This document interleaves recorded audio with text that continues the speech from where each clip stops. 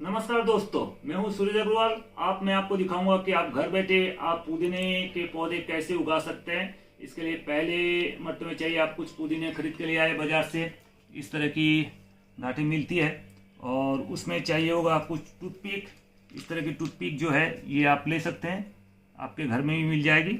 और आपको चाहिए गिलास इसके रूटिंग के लिए, और चाहिए पानी। पानी अगर आपके पास नलके का पानी है ठीक है, अगर आपके पास फिल्टर का पानी है वो और भी बेहतर रहेगा। तो मैं दिखाता हूँ कैसे इसके पौधे से ये निकाल के इसके टहनी से हम कैसे ग्रो कर सकते हैं। कोई कोई पौधे में आपको रूट्स मिल जाएगी।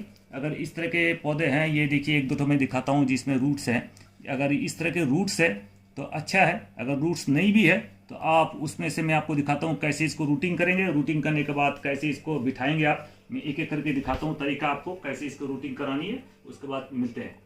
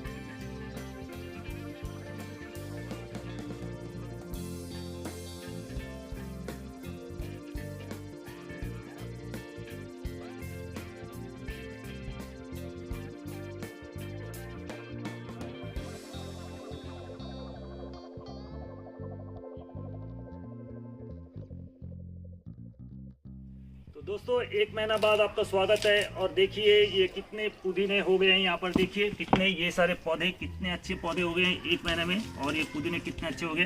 कुछ टहनियाँ मर गई है, ये देखिए ये वाला ये 2 टहनी मर गई है यहाँ पर, लेकिन बाद बाकी जो है ये पौधे अच्छे हो गए हैं यहाँ पर।